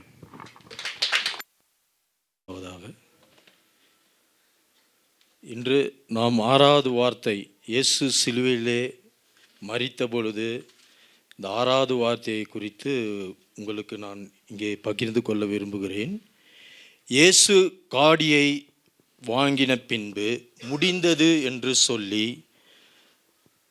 தலையை சாய்த்து ஆவியை ஒப்பு கொடுத்தார். இயேசு தாமே இந்த 7 காரியங்கள், இந்த சிலுவை மரணத்தை குறித்து 7 காரியங்களை நாம் குறித்து பேசினோம் இதுவரையும். இந்த 6வது வார்த்தையிலே இயேசு, அதாவது பிதா சொன்ன அவருடைய சித்தம் நிறைவேறும் வரை இந்த பூமியிலே எல்லாவற்றையும் செய்து முடித்தார். உதாரணத்துக்கு பாடுகளை அனுபவித்தார், இரட்சிப்புக்குள்ளே கொண்டு வந்தார், கிருபையாலே ஜனங்களை நடத்தினார், சகல வியாதிகளையும் நீக்கி நமக்கு சுகத்தை கொடுத்தார். ஆனால் நாம் இந்த பூமியிலே வாழுகிற நாம் இதையெல்லாம் கடைப்பிடிக்கிறோமாம் என்று சற்று யோசித்து பாருங்கள். ஆரம்பத்திலே நாம் ஏதாவது ஒரு திட்டம் வைத்திருப்போம். எப்படி என்றால், அதிகாலையிலே நாம் ஜெபிப்பது, இல்லை ஆத்துமாக்களை ஆதாயப்படுத்துவது, இல்லை ஏதோ ஒரு காரியம். கம்பெனியில் ஒரு டார்கெட் வச்சுருப்பாங்க. எக்ஸ்போர்ட் கம்பெனியில் நீங்கள் பார்த்துருப்பீங்க, இத்தனை பீஸ் முடிக்கணும், இந்த மாதத்தில் இத்தனை பீஸ் முடிக்கணும். இல்லை பாஸ்ட்டு ஏதாவது ஒரு ஆத்துமாக்களை இந்த வருஷத்துக்குள்ளே ஆதாயம் படுத்தணும், ஒவ்வொருவரும் 2 ஆத்துமாக்களையோ 1 ஆத்துமாக்கள் எவ்வளவோ வைத்து கொள்ளுங்கள். இதை நாம் கடைப்பிடிக்கிறோமா? இயேசு சொன்ன வார்த்தை எல்லாம் முடிந்தது. இயேசு என்ன சொன்னார்? எல்லாவற்றையும் இந்த பூமியிலே சகலத்தையும் முடித்து தீர்த்தார். ஆனால் நாம் இதை கடைப்பிடிக்கிறோமா என்று சற்று யோசித்து பாருங்கள். ஆரம்பத்திலே அதிகாலை எழுந்து ஜெபிப்போம், ஆனால் இப்போது அது கூடுமா உங்களால்? ஆத்துமாக்களை ரட்சிக்க ஒவ்வொரு பகுதிக்கும் நாம் கடந்து சென்றிருக்கிறோம், அது இப்போது கூடுமா உங்களால்? இப்போ இந்த வருஷத்தில் டிசம்பரில் 300வது ஆல் நைட் ப்ரேயர் நம்ம கேள்விப்பட்டிருக்கிறோம். அதை குறித்து டெய்லியும் ஜெபிக்கிறோம், தியானிக்கிறோம். ஆனால் அந்த ஜெபத்திலே நாம் ஒரு ஆத்துமாவை ஆதாயப்படுத்தி கொண்டிருக்கோம். சபையிலே நம்ம இத்தனை வருஷம் இருக்கிறோம், அது கேள்வி அல்ல. ஆனால் நீங்கள் இதிலே இந்த புனித வெள்ளி அன்று ஒரு தீர்மானம் எடுக்கும்படியாக உங்களை அன்போடு கேட்டுக்கொள்கிறேன். ஒரு உறுதிமொழி, ஒரு தீர்மானம். எப்படியாகிலும் நான் இந்த சபைக்கு ஒரு ஆத்துமாவை தம் வாழ்நாளிலே இங்கே ஆத்துமாவை ஆயத்தப்படுத்த நாம் உறுதிமொழி ஏற்போம். Praise Lord. கர்த்தர் நல்லவர். இந்த நாட்களிலே நாம் கிறிஸ்துவின் பாடு மரணங்களை தியானித்து கொண்டு இருக்கிறோம். ஆமென். சிலுவையிலே இயேசு கிறிஸ்து சிலுவையிலே சொன்னதாக நாம் தியானிக்கிற 6வது வார்த்தை, இயேசு கிறிஸ்து பூமியிலே எதற்காக வந்தாரோ அந்த வேலை முடிந்தது. இயேசு கிறிஸ்து பூமியிலே செய்ய வேண்டிய ரட்சிப்பின் வேலை செய்து முடித்தார். செய்து ஆரம்பம் முதல் குழந்தை பருவத்தின் முதல் முடிவு பருவம் சகல காரியங்களும் இயேசு செய்து முடித்தார். பிதாவின் சித்தத்தை இயேசு நிறைவேற்றினார். ஆமென். எத்தனை பேர் விசுவாசிக்கிறோம் பிதாவின் சித்தத்தை நாம் நிறைவேற்றியிருக்கிறோமா? ஸோ யோவான் 17:4 நம்ம பார்க்கலாம். பூமியிலே நான் உம்மை மகிமைப்படுத்தினேன், நான் செய்யும்படி நீர் எனக்கு நியமித்த கிரியையை செய்து முடித்தேன். ஆமென். அல்லேலூயா. கர்த்தர் தாமே சகல காரியங்களை செய்து முடித்தார். போராட்டங்கள் வந்தது, 40 நாள் உபவாசம் இருந்தார். பிசாசு இயேசுவை பார்த்து தாளை குதியும் இந்த பூமி அனைத்தையும் நான் செய்து தருகிறேன் என்று. ஆனால் இயேசு அதற்கு கட்டுப்பட்டாரா? இல்லை. விசுவாசத்தோடு பிதா என்ன சொன்னாரோ அதை முடிவு பரியந்தம் இயேசு நமக்காக இரத்தம் சிந்தி நம் பாவங்களை எல்லாம் ஏற்றுக்கொண்டு நம்ம துக்கங்களை எல்லாம் சுமந்து சிலுவையிலே நமக்காக மரித்தார் என்று இன்னும் அனுதினமும் நாம் விசுவாசிக்கிறோம். நாமும் அதை இயேசுவை போல பின்பற்றி அனுதினமும் நாம் அவருக்காக வாழ நாம் கடமைப்பட்டிருக்கிறோம். ஆமென். ஸ்தோத்திரம். அல்லேலூயா. நாம் சிறு ஜெபத்தை இந்த வேலையிலே முடிக்கும்படியாக உங்களை தாழ்மையோடு ஸ்தோத்திரிக்கிறேன். கர்த்தர் நல்லவர். ஆமென். அல்லேலூயா. ஆண்டவரே, நீர் எங்களுக்காக எங்கள் பாடுகளை சுமந்து எங்களுக்காக இந்த சிலுவையிலே முடித்தீர் ஆண்டவரே. அப்பா, எல்லாம் முடிந்தது. It is finish. அப்படியெல்லாம் ஆண்டவரே, உங்களுக்காக ஆண்டவரே இன்னும் நாங்கள் உமக்காக ஓடி உழைக்க, ஆத்துமாக்களை ஆதாயம் தேட எங்களை தகுதிப்படுத்துங்க ஆண்டவரே. எங்களுக்கு பலத்தை தாருங்க ஆண்டவரே. ஆமென். தகப்பனே, இந்த நாளிலும் கூட நாங்கள் ஆண்டவரே உறுதிமொழியோடு தீர்மானத்தோடு ஆண்டவரே அப்பா உங்கள் சன்னிதானத்தில் கடந்து வந்திருக்கிறோம் ராஜா. ஆமென். தகப்பனே, எங்களுக்கு ஆண்டவரே எங்கள் குடும்பம் மூலமாக, எங்கள் நண்பர்கள் மூலமாக, இந்த சபையின் மூலமாக ஆண்டவரே நாங்கள் ஆண்டவரே ஒவ்வொரு ஆத்துமாக்களை ஆண்டவரே அப்பா ஆயத்தம் பண்ண எங்களுக்கு பலத்தையும் ஞானத்தையும் தகுதியும் தாருங்க ஆண்டவரே. அப்பா, இந்த வாய்ப்பை கொடுத்ததற்காக உமக்கு நன்றி செலுத்துகிறேன். இயேசுவின் இன்ப நாமத்திலே ஜெபிக்கிறேன் ஜீவனுள்ள நல்ல பிதாவே. ஆமென். ஆமென். நீங்கள் எல்லாம் உருன்னு இருக்கிறது பார்த்தா எனக்கு ஏதோ ஒரு மாதிரி இருக்குது, படபடப்பாக வருது. கொஞ்சம் அப்படியே கையை பக்கத்தில் உங்களை கையை கொடுத்து அப்படியே கொஞ்சம் சிரிங்க பார்க்கலாம். சந்தோஷமாக இருக்கீங்களான்னு கேளுங்க. பாதி பேர் மூஞ்சில் சிரிப்பை காணுமே. சந்தோஷமாக இருக்கீங்களா? சரி. இன்றைக்கி நான் உங்கள்கிட்ட பேச போகிறது சிலுவையில் 7வது வார்த்தை. ஸோ 7 அப்படிங்கிறதுக்கு முன்னாடி நம்மெல்லாம் அப்படியே தலையை கொஞ்சம் ஜெபம் பண்ணிக்கலாம். பரலோக பிதாவே, ஆண்டவரே, இந்த நாளிலும் ஆண்டவரே நீர் சொன்ன ஆண்டவரே அந்த வார்த்தையை ஆண்டவரே நான் சொல்ல, ஆண்டவரே நீ தந்ததான் அந்த வார்த்தையை சொல்ல கர்த்தர் நான் வந்திருக்கிறேன். இந்த வார்த்தை ஆண்டவரே ஒவ்வொருவருடைய இருதயத்தில் ஆண்டவரே எழுதப்படட்டும். ஆண்டவரே அந்த வார்த்தை ஆண்டவரே உயிர்ப்பிக்கிறதாய் மாறட்டும். இந்த வார்த்தையை கேட்கிறதான ஒவ்வொருவருடைய வாழ்க்கை மாறும்படியாக நான் ஜெபிக்கிறேன். இயேசு மூலம் ஜெபிக்கிறோம் நல்ல பிதாவே. ஆமென். ஸோ 7வது வார்த்தை லூக்கா 23:46 வசனம். யாராவது எடுத்து வாசிக்கிறீங்களா? சரி, நானே வாசிக்கிறேன். பிதாவே, உம்முடைய கைகளில் என் ஆவியை ஒப்புவிக்கிறேன் என்று மகா சத்தமாய் கூப்பிட்டு சொன்னார். இப்படி சொல்லி ஜீவனை விட்டார். எப்படி சொல்லி ஜீவனை விட்டாராம்? நீங்கள் என் கூட பேசினாதான் எனக்கு கொஞ்சம் பயமில்லாமல் இருக்குல்ல, கை கல்லாம் உதறுது. எப்படி சொல்லி ஜீவனை விட்டாராம்? எப்படி சொல்லி? மகா சத்தமாய் சொல்லி, இப்படி சொல்லி ஜீவனை விட்டார். இதே பேசேஜை நீங்கள் 2 இடத்துல வாசிக்கலாம். மத்தேயுலையும் வாசிக்கலாம், மார்க்லையும் வாசிக்கலாம். மத்தேயு 27:50, மார்க் 15:37. குறிச்சிக்கோங்க, வீட்டில் போய் படிச்சுக்கோங்க. அங்கே என்ன போட்டிருக்கணும், ரொம்ப ஷார்ட்டாக போட்டிருக்கும். ரொம்ப ஷார்ட்டாக சத்தமாய், மகா சத்தமாய் கூப்பிட்டு ஆவியை விட்டார். ஆனால் லூக்கா எழுதும்போது தெளிவாக எழுதியிருக்கிறாரு, பிதாவே உங்களுடைய கைகளில் என் ஆவியை ஒப்புவிக்கிறேன் என்று மகா சத்தமாய் கூப்பிட்டு தன் ஜீவனை விட்டார். இங்கே பார்த்தீங்கன்னா சிலுவையில் 7வது வார்த்தை நான் பேசுகிறேன்ல, அந்த 7க்கு ஹீப்ரூவில் ஃபுல்னஸ்னு அர்த்தம், இல்லைனா கம்ப்ளீட்டட்னு அர்த்தம். ஸோ 7 அப்படின்னா பூரணம்னு அர்த்தம். ஸோ 6 வார்த்தை யாருக்குன்னா கீழே இருக்கிற எல்லாத்துக்கும் கொடுத்தாரு. ஸோ 7வது வார்த்தை என்ன பண்ணார்னா, என் பம்பரம் யாரெல்லாம் விளாண்டுருக்கீங்களா?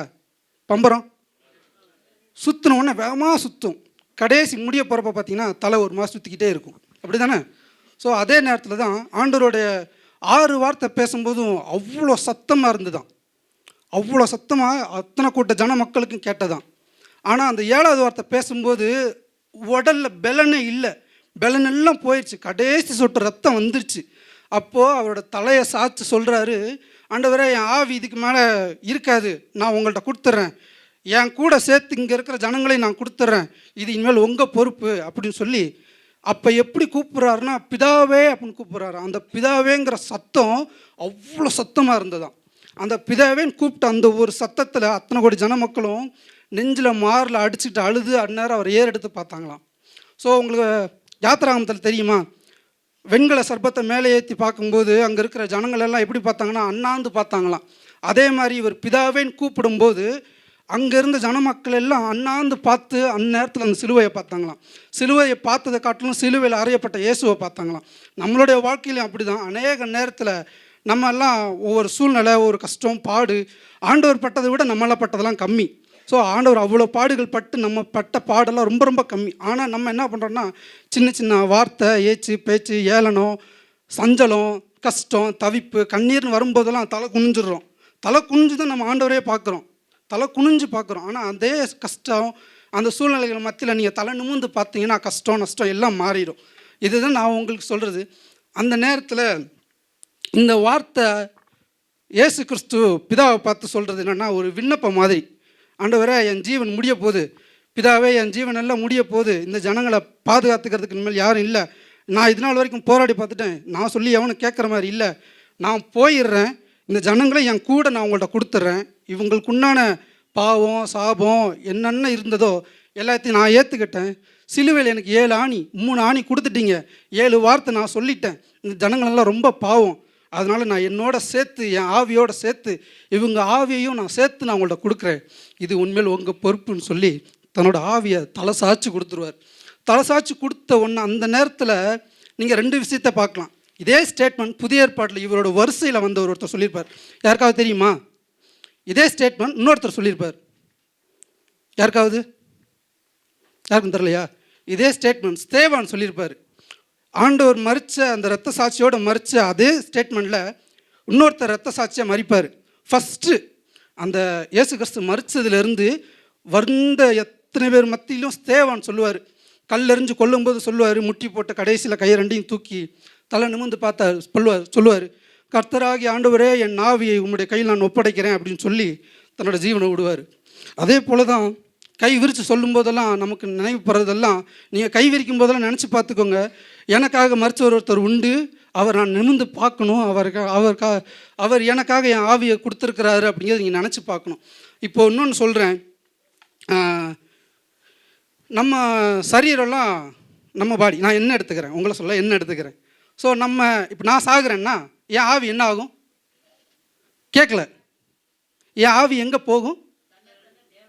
தன்னை தந்த தேவனிடத்தில் திரும்பும். அப்போ ஆத்மா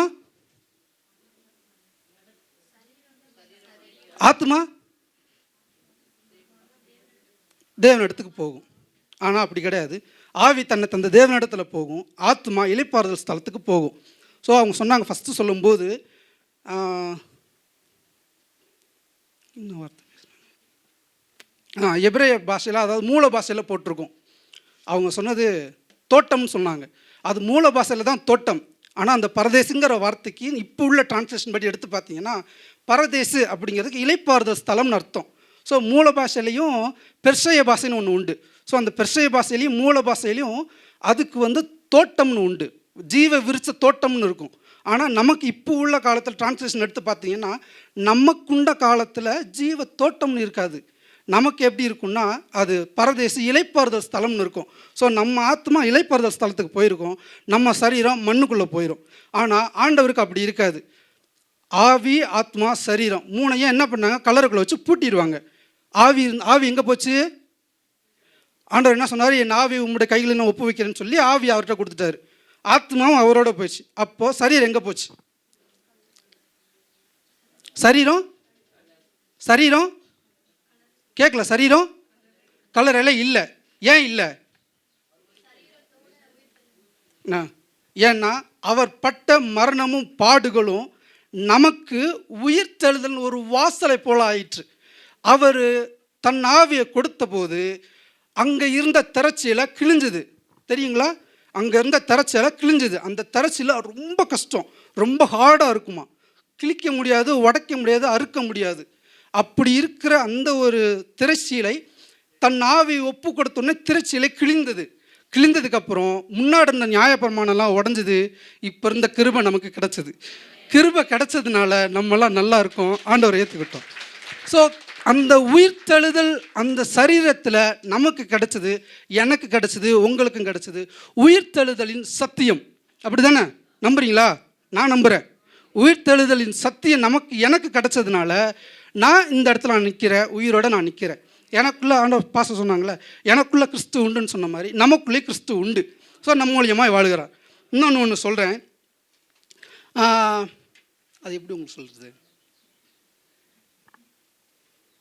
ஏசாயா 53:10. நான் ரொம்ப பேசலை. ஏசாயா 53:10.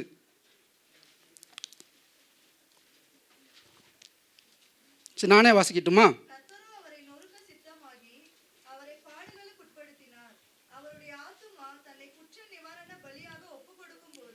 தேங்க்யூ.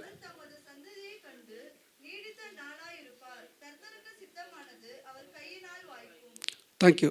ஏசாயா 53:10 சொல்லுவார், அவருடைய ஆத்துமா தன்னை குற்ற நிவாரணம் பலியாக ஒப்பு கொடுக்கும்போது. ஸோ உங்களுக்கும் எனக்கும் இப்போது நான் இருக்கிறேன்னு வச்சுக்கோங்களேன், என் ஒய்ஃப் வந்து எனக்காக என்ன வேணால் தியாகம் பண்ணலாம், அவங்களுக்காக நான் என்ன வேணால் தியாகம் பண்ணலாம். இன்னொருத்தங்களுக்காக நான் ஏன் தியாகம் பண்ணணும்? எனக்கு தியாகம் பண்ண என்ன இருக்குது?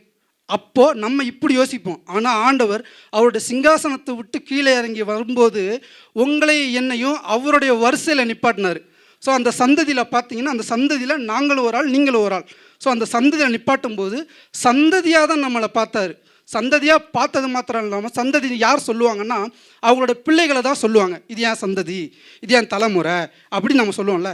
அந்த சந்ததியில் நம்மளுடைய பிள்ளையாக அவரோட வரிசையில் நிப்பாட்டினார். ஸோ நம்மளை பிள்ளையாக பார்த்ததுனால அவர் நான் முன்னாடி வரேன் அப்படின்னு சொல்லி வந்திருப்பார். ஸோ சங்கீதத்தில் ஒரு வார்த்தை இப்படி இருக்கும், புத்தக சுருளிலே என்னை பற்றி எழுதியிருக்கிறது, இதோ நான் வருகிறேன் அப்படின்னு. ஸோ புத்தக சுருளில் எழுதினோடனே அத்தனை பேர் மத்தியில் பாச சொன்னாங்களா, 1000 லட்சக்கணக்கான தேவதூதர்களெல்லாம் இருந்தாங்க. ஆனால் யாருமே கை தூக்கி நான் வரேன்னு வரல. ஆண்டவர் மட்டும்தான் இதோ புத்தக சுருளில் என்னை பற்றி எழுதியிருக்கிறதே, இதோ நான் வருகிறேன் அப்படின்னு சொல்லி அவர் தானாக முன்னாடி வர்றார். தானாக முன்னாடி வந்தது யோவான் சொல்லியிருப்பார், இதோ ஆட்டுக்குட்டியானவர், தேவ ஆட்டுக்குட்டி நமக்காக பலியிட போகுது அப்படின்னு. ஸோ அந்த தேவ ஆட்டுக்குட்டி தானாக முன்னாடி வந்து நமக்காக பலியிட்டது நம்மெல்லாம் நல்லா இருக்கணும், அவர் மூலியமாக அவரோட பரலோகத்தை நம்மளும் பார்க்கணும், அவர் கூட நம்மளும் இருக்கணும் தான். ஸோ அதுக்கப்புறமா மத்தேயு 20:28 எடுத்திங்கன்னா தெரியும், கல்வாரி சிலுவையிலே கர்த்தராக இயேசு கிறிஸ்து அநேகரை மீட்கும் பொருளாக தன்னைத்தானே ஒப்பு கொடுத்தார் அப்படின்னு இருக்கும். கல்வாரி சிலுவையில் தன்னைத்தானே கொடுக்கணுன்றதுக்கு அந்தளவுக்கு நம்மளாம் தியாகிகள். காந்தி கூட அந்தளவுக்கு ஒரு தியாகியானன்று கூட நமக்கு தெரியாது. ஆனால் ஆண்டவர் நமக்காக தன்னுடைய ஜீவனை கொடுத்து தன்னுடைய கடைசி சொட்டு ரத்த சிந்துற வரைக்கும் அவர் நம்மளை மட்டும்தான் பார்த்தார். ஸோ என்னை மட்டும்தான் பார்த்தாரு, உங்களை மட்டும்தான் பார்த்தாரு. உங்களெல்லாம் பார்த்ததுனால அவர் தலையை சாய்ச்சி தன்னோட ஆவியை ஒப்பு கொடுத்துட்டு, உங்களெல்லாம் நான் மீட்டுட்டேன், ஏன் ரத்தம் இனிமேல் உங்ககிட்ட, இனிமேல் நீங்கள் தான் அவரோட பிள்ளை, நீங்கள்லாம் வந்துருங்க அப்படின்ட்டு போயிட்டார். ஸோ இன்னொன்று சொல்லணும், பாடி, சோல், ஸ்பிரிட். ஸோ 3 இருக்குல்ல, இந்த 3ல் ஆண்டவர் போயிட்டாங்க, மேலே போயிட்டாங்க, ஜீவனும் சரீரமும் போயிடுச்சு. போனதுக்கப்புறமா யாராவது படிச்சிருக்கீங்களா என்னன்னு தெரில, ஆண்டவர் திரும்ப பாதாளத்துக்கு எங்கேயும் போனாங்களா? போனாரா? வேற யாராவது போனாங்கிறவங்க கை தூக்குங்க. பாதாளத்துக்கு போனாங்க, இயேசு கிறிஸ்து பாதாளத்துக்கு போனாங்கன்றவங்க கை தூக்குங்க. சரி, போகலை அப்படின்றவங்க கை தூக்குங்க. சரி, எதுவுமே பண்ணன்றவங்க கை தூக்குங்க. என்னங்க ரெண்டுமே எப்படி இருக்கீங்க? சரி, ஆண்டவர் பாதாளத்துக்கு போனார். எதுக்காக போனார் தெரியுங்களா? யாருக்காக? நோவாவினுடைய காலத்தில் இறந்த ஜன மக்கள் எல்லாம் இருந்தாங்க. நான் இன்னைக்கு திரும்பிடுவேன், நாளைக்கு திரும்பலான்னு இருந்தேன். அந்த ஒரு சூழ்நிலை ஆண்டவர் என்ன அழிச்சிட்டாரு, வெளில வந்து நான் இறந்துட்டேன் அப்படின்ற ஒரு எண்ணம் அநேக பேருக்குள்ளே இருந்திருக்கும்னு ஆண்டவர் நினச்சிருப்பார் போல். ஸோ நினச்சிருந்து சரி இங்கே ஒரு கூட்டத்தை நம்ம விட்டுட்டா இவன் ஜெயிச்சிருவான், நம்ம தான் ஜெயிக்கணும்னு சொல்லி அந்த உயிர்த்தெழுதலின் சரீரத்தின் ஆவியோட ஆத்மாவோட சரீரத்தோட பாதாளத்துக்கு இறங்கி போய் நோவாவின் பேரை மட்டும் சொல்லி கீழே இருக்கிற ஒரு ஜனக்கூட்டம் மக்களை மேலே கூட்டு வருவார். ஸோ நம்மளும் இந்த கடைசி நேரத்தில் வந்திருக்கிறோம். ஒருத்தவங்க சொன்னாங்க ஒரு வார்த்தை, நான் இத்தனை நாள் வரைக்கும் இருந்துட்டு கடைசி நேரத்தில் மட்டும் நான் போகிறேன் அப்படிங்கிறது கிடையாது. பழமொழி ஒன்று சொல்லுவாங்க, கண் இருக்கும்போது கடவுளை தேடணுமா, கண் கட்டதுக்கப்புறம் சங்கரா சங்கரன்னு தலையில் அடிச்சுக்கிட்டா ஒன்றும் இருக்காதுன்னு சொல்லுவாங்க. ஸோ எங்கள் ஊர் படி சொல்லுவாங்க. அதனால் கண் இருக்கும்போதே கடவுளை தேடணுமா. ஸோ கண் இருக்குது, நமக்கு கால் இருக்குது, ஆண்டவர் எல்லாத்தையும் நமக்கு கொடுத்துருக்கிறார். சூப்பராக இருக்கிறோம் நம்மெல்லாம். இதே மற்றவங்கள போய் பாருங்களேன், ஒருத்தங்க ஒன்று மாதிரி இருக்கிறாங்க. ஆனால் நமக்கு ஆண்டவர் எல்லாத்தையும் கொடுத்துருந்தும் ஒரு கட்ட சூழ்நிலையில் ஆண்டவர் விட்டு திரும்பிடுறோம். ஆண்டவர் திரும்பும்போதெல்லாம் ஆண்டவரோட வேதனைப்படுவார். எப்பா உனக்காக தான்ப்பா நான் ஜீவனே கொடுத்தேன், உனக்காக தான்ப்பா கை காலெல்லாம் ஆணியாக அரைஞ்சிக்கிட்டேன், நீ இப்படி இருந்து இப்படி இருக்கியே அப்படின்னு ஒவ்வொருத்தங்களா ஆண்டவர் எழுப்பி விடுறாரு. ஆண்டவர் நம்மளும் சும்மாவே தான் உட்காந்துருக்குறோம். ஸோ நான் ஒன்று தான் உங்களுக்கு சொல்லுவேன், இப்போ இருந்தே போகணும். இப்போ இருந்தே போகாமல் நான் கடைசி நேரத்தில் மனம் திரும்பிடுவேன், கடைசி நேரத்தில் இந்த பவுல் சொல்லுவார்ல, கிறிஸ்து எனக்கு ஜீவன் சாவு எனக்கு ஆதாயம்னு சொல்லி, அவர் அந்த கடைசி நேரத்தில் மாத்திரம் அந்த வார்த்தையை சொல்லலை. ஸ்டார்டிங்கிலேருந்து அடிபட்டு மிதிபட்டு ஒவ்வொரு ஊராக ஓடி ஓடி ஓடி சபை எழுப்பி கூடந்த ஆளை எழுப்பி நீ ஊழியம் பண்ணு எழுப்பி விட்டுட்டு அவருக்குன்னு ஒரு தரிசனம் ஒரு சொப்பனம் ஆண்டவர் கொடுத்ததுக்கப்புறமா அந்த வார்த்தையை அவ்வளோ சத்தமாக சொல்லுவார். ஸோ நம்மளும் கிறிஸ்து எனக்கு ஜீவன் சாவு எனக்கு ஆதாயம் சொல்லணுன்னா நம்ம முன்னாடி இருக்கிற மாதிரி நம்மளும் வாழ்ந்துருக்கணும். நான் முன்னாடியே சொல்லிட்டேன், திரும்ப அதை சொல்லக்கூடாது. கண் இருக்கும்போதே கடவுளை தேடிக்கணும். ஸோ இன்னமும் நான் உங்களுக்கு சொல்கிறேன், கிறிஸ்து உலக பாவங்களை சந்தோஷமாய் சுமந்து நமக்காய் உயிரை கொடுத்தார். உயிரை கொடுத்தது மாத்திரம் இல்லாமல் நமக்காய் தேற்றரவாளனையும் பரிசுத்த ஆவியையும் தந்தாரா இல்லையா? தந்தார் தானே? ஆமாம். தந்ததுனால நம்ம எப்படி வாழணும்னு ஆண்டவர் 1-2 வசனம் 1-2 பேசேஜஸாக சொல்கிறாரு. ஸோ நான் உங்களுக்கு சின்னதாக நான் சொல்கிறேன். என்ன சொன்னார்னா, பாவ மன்னிப்பு நிச்சயம் இருக்கணும், ஆட்டுக்குட்டியானவரோட ரத்தத்தினால கழுவப்பட்டிருக்கணும். நம்மளாம் கழுவப்பட்டிருக்கிறோமா? கழுவப்பட்டிருக்கிறோம், இன்றைக்கி தான் சொன்னாங்க. ஸோ ஆட்டுக்குட்டியானோட ரத்தத்தினால நம்மளாம் கழுவப்பட்டாச்சு. கழுவப்பட்டதுக்கப்புறமா பரிசுத்த ஜீவியம் வாழ்ந்துருக்கணும். பரிசுத்த ஜீவியம் வாழ்ந்து, நான் உங்களுக்கு முன்னாடியே சொன்னேன், திருச்சியில் கிழிஞ்சதுனால நியாயப்பிரமாணம் உடஞ்சி கிருபையை நம்ம என்ன பண்ணிட்டோம், கிருபையை நம்ம சார்ந்துக்கிட்டோம். கிருபையை சார்ந்து குறையற்றவர்களாய் பிழையற்றவர்களாய் கரைதிரையற்றவர்களாய் வாழ்ந்து நம்மளோட ஜீவன் மரிக்கும் நேரத்தில் நம்மளால் சொல்ல முடியும், கிறிஸ்து எனக்கு ஜீவன் சாவு எனக்கு ஆதாயம். கிறிஸ்துவும் ஸ்தேவானும் எப்படி சொன்னாரோ அதே போல் நம்மளாலேயே சொல்ல முடியும், கர்த்தாவே ஆண்டவரே என் ஆவியை உம்முடைய கையில் நான் ஒப்படைக்கிறேன், இனிமேல் நான் இல்லை நீங்களே எல்லாத்தையும் பார்த்துக்கோங்கன்னு சொல்லி நம்மளாலேயும் அந்த ஸ்டேட்மெண்ட் தைரியமாக சொல்ல முடியும். தைரியமாக சொல்லணும்னா நம்மளோட முன்னாடி வாழ்க்கை மாறி இருக்கணும், இப்போ இருக்கிற வாழ்க்கை ஆண்டவருக்காக இருக்கணும். ஆண்டவருக்காக நம்ம மாறி இருந்தால் ஆண்டவர் நமக்காக எல்லா காரியத்தையும் நமக்காக செய்வார். ஆமென். கண்களை மூடி ஜெபம் பண்ணலாம். பரிசுத்தமுள்ள நல்ல தகப்பனே, ஆண்டவரே நீ தந்ததான ஆண்டவரே இந்த வார்த்தையை, ஆண்டவரே அந்த 6 வார்த்தைகளை தாண்டி இந்த 7வது வார்த்தையும் ஆண்டவரே நாங்களெல்லாம் பேசியிருக்கிறோம். அந்த பேசியிருக்கிறதான ஒவ்வொரு பிள்ளைகளையும் கர்த்தனை தொடும்படியாய் நாங்கள் செபிக்கிறோம். இன்னும் அதிகமாய் ஆண்டவரும் இடத்துல கிட்டி சேர உதவி செய்யும். சபை மக்கள் எல்லாம் கர்த்தனை ஆசீர்வதியும். ஆண்டவரே இந்த உயிர்த்தெழுதல் ஆண்டவரே இந்த இன்று அறியப்பட்டதான ஆண்டவரே கிறிஸ்துவ ஆண்டவரே நாங்களாம் நம்பியிருக்கிறதான ஆண்டவரை நம்பியிருக்கிறதான இந்த சூழ்நிலைகளை நாங்களெல்லாம் உயிரோடு நிற்கிறோம். உமக்கு சாட்சியாய் நிற்க கர்த்தனை எங்களுக்கு உதவி செய்யும்படியாய் நாங்கள் செபிக்கிறோம். கர்த்தனை பலப்படுத்தும். என்னுடைய ஆவி நாங்கள் உம்முடைய கைகளில் நாங்கள் ஒப்படைக்கிறோம். பரிசுத்த ஜீவியம் வாழ உதவி செய்யும். கிருபையை சார்ந்து கொள்ள உதவி செய்யும். உமக்கு முன்மாதிரியாய் வாழ கர்த்தனை உதவி செய்யும்படியாய் நாங்கள் செபிக்கிறோம். இயேசு மூலம் ஜெபிக்கிறோம் ஜீவன் நல்ல பிதாவே. ஆமென்.